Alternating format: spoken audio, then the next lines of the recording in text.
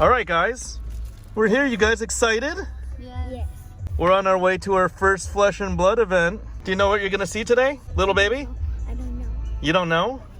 I think we're going to go to a palace. Have you ever been to a palace, Philia? No. No?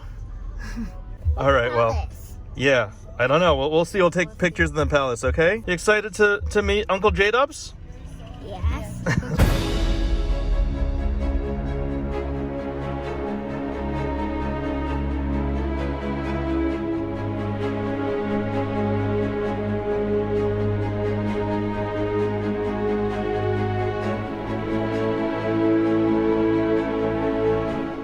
What's up, Philly? Are you a little disappointed?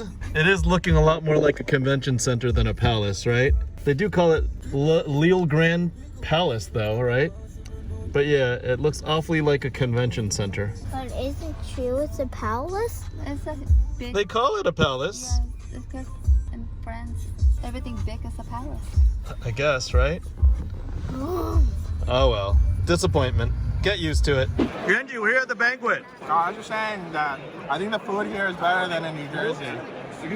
At Chili con Carne, right? Yeah.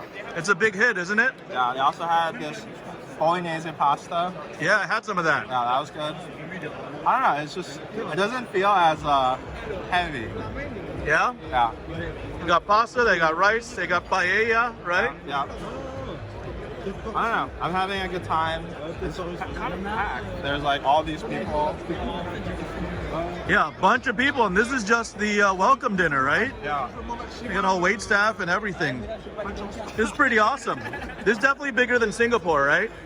I had a lot of friends actually who are qualified for the Pro Tour. They forgot to register for the dinner and they can't get in. Oh, really? Yeah. It's booked out. I think some of them, they don't feel too bad because there's great food in Lille. So, I don't know. I'm having a good time so far. That's great. Good luck tomorrow, man. You feeling good? Are we still sticking with the plan? I think I'm on Dash now. Oh, really? Yeah. Why am I hearing that everywhere? Oh, man, last minute. Come on, Viscerai King. Think about it. You got a night to think about it, bro. All right. Proper ambiance. They've got mini baguettes, cheese plate. It is France after all. Oh, man, is that salmon? That looks like salmon.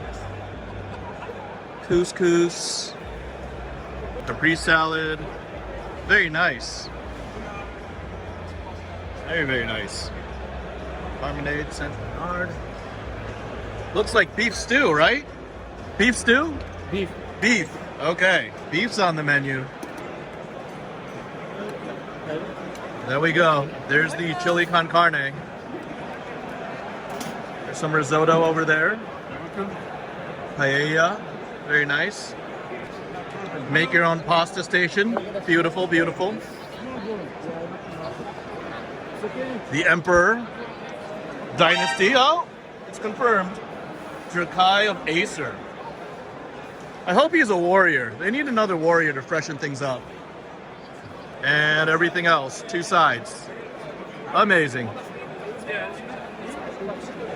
And part of that transition is making sure that ELO is actually accessible to players in all parts of the world. Because up until now, it just isn't. But XP is accessible to players in all parts of the world because you can get XP all the way down to armory level events. So that's one of the key reasons why XP is still being used to feed the professional events, is just because of accessibility. Another thing with the World Championship is we chose to use the lifetime XP. By the time World Champs rolls around, Flesh and Blood will be 3 years old. And the reason this is the first World Championship is obviously because COVID prevented us from being able to run this marquee event for the first 3 years of the game's existence. And we really wanted to recognize the people who have been with us on that entire journey going all the way back to 2019.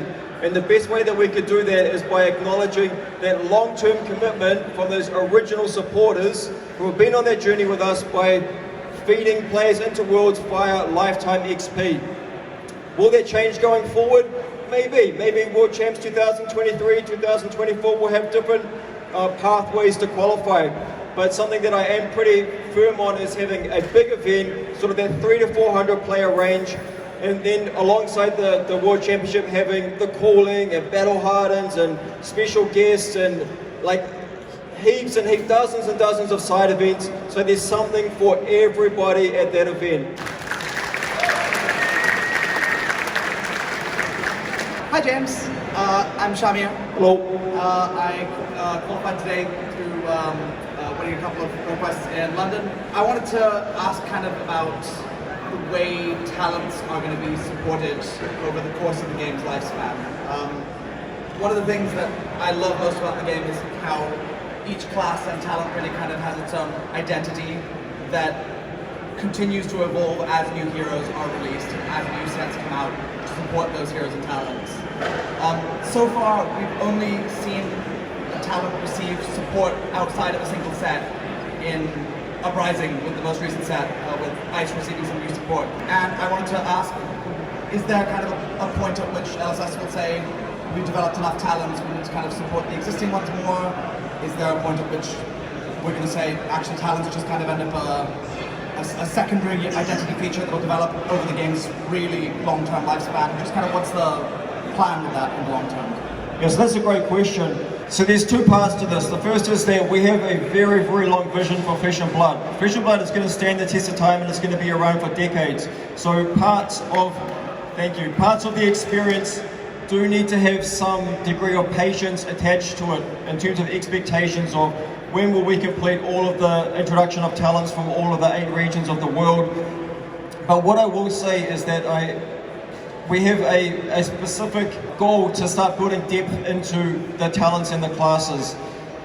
So we're not like rushing out to release all the talents at once. What we're going to start doing, and you'll see this like coming through pretty soon, is building depth into the existing talents. And like you say, we saw it for the first time with Uprising, going deep into the Ice talent. In 2023, you will see further depth coming through for the other talents that exist in the game at the moment. Amazing, thank you so much. So I guess you mean Shadow Online? Maybe.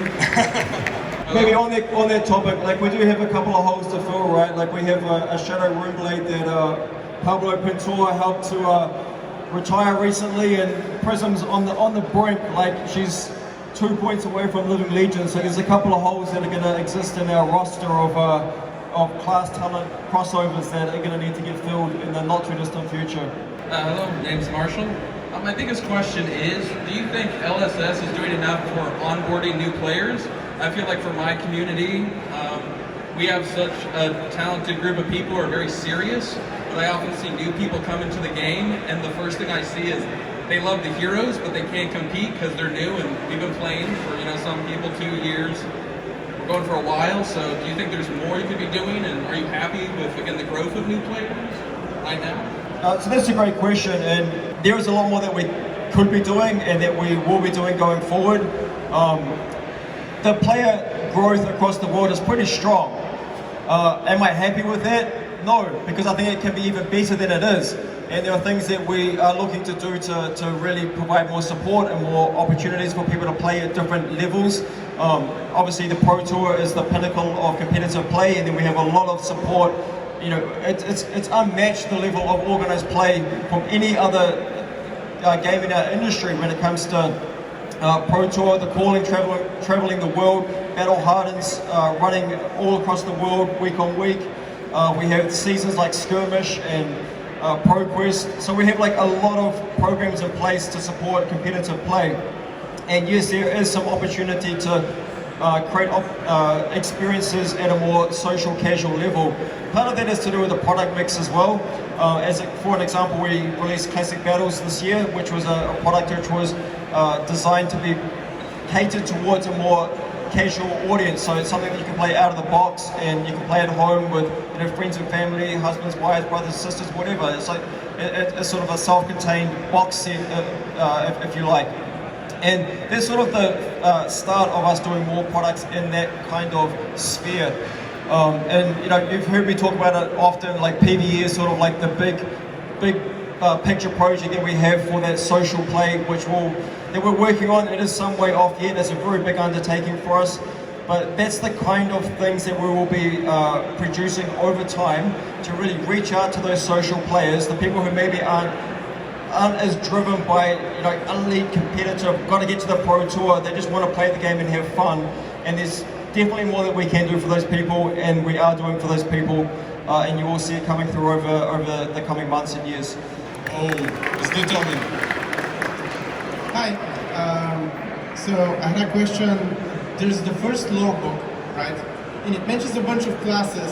So my question is, when can we expect a necromancer and a cleric? Those are the ones I want. Give them to me.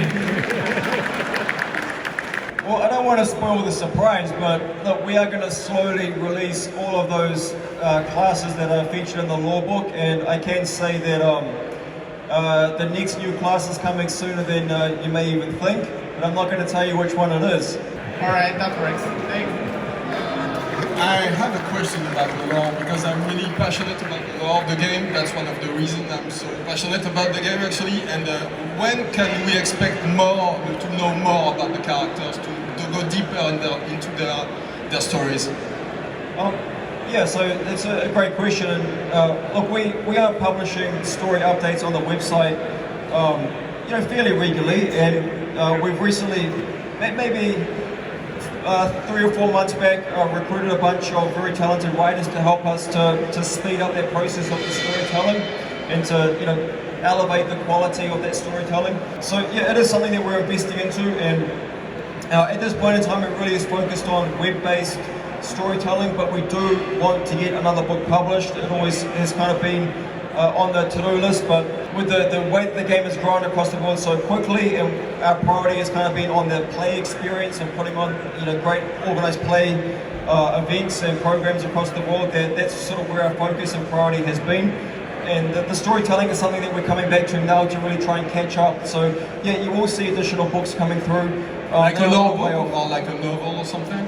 More like a second version of the lore book that you've seen already. Yeah, hardcover, like beautiful illustrations. Not so much like a big fat novel, to be honest. Is that something that anyone can buy? Because the lore book is impossible to find. So. I know. It's a bit of a real world relic from Wraith, the original lore book, but yes, in the future the lore books will be more accessible. Can we know anything else about the Emperor? We've seen his face and now we see his name, so any kind of information, whatever you want. Romain, every time you get me, every time. Look, I tell you what, just for you, I'm going to show all of you the Emperor tomorrow, just because you asked. Okay, good enough. And I'll tell you, it's one of our most impressive, spicy heroes yet. So look forward to that, folks. You can see the Emperor in all his glory here tomorrow. Thank you all. Have a good evening, and I'll see you back tomorrow.